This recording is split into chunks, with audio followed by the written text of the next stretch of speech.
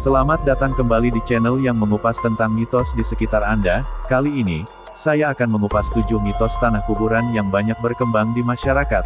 Namun, yang paling menyeramkan adalah tentang tanah kuburan. Bahkan, soal tanah kuburan mungkin bisa disebut sebagai mitos terbesar, sekaligus tertua yang dipercaya masyarakat Indonesia hingga sekarang ini. Selain sebagai tempat yang dipandang angker, kuburan juga dipandang sebagai tempat keramat yang bertuah. Oleh karena itu, hampir segala hal tentang kuburan pun sangat dianggap tak bisa diperlakukan sembarangan. Mulai dari prosesi pemakaman, hingga cara bersikap di tempat ini, memiliki aturan-aturan yang harus dipatuhi. Ada beberapa mitos tentang kesuburan, yang dipercaya secara umum di hampir seluruh wilayah Indonesia. Berikut 7 mitos tanah kuburan. 1. Dilarang menunjuk kuburan. Salah satu mitos tanah kuburan yang pertama berkenaan dengan kebiasaan khas Indonesia yang unik ini. Konon siapapun dilarang menunjuk tanah kuburan dengan jari telunjuk karena hal tersebut dianggap tidak sopan. Hal tersebut lekat dengan kesan area pemakaman yang diidentikan sebagai tempat sakral, sehingga harus dihormati.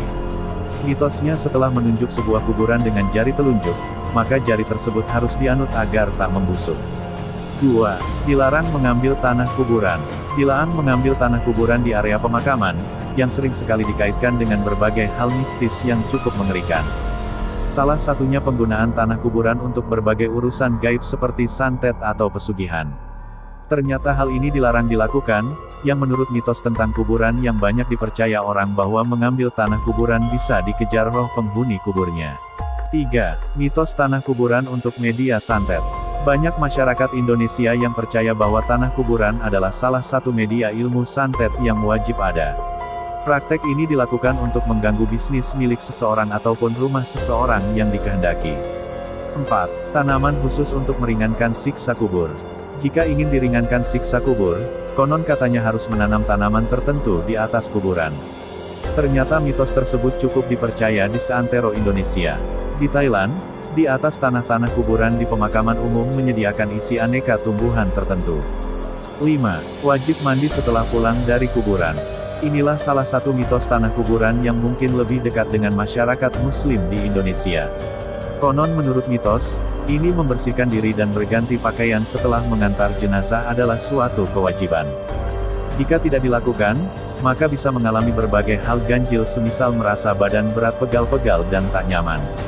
Konon hal tersebut dikarenakan ada penghuni area kuburan yang mengikuti hingga ke rumah.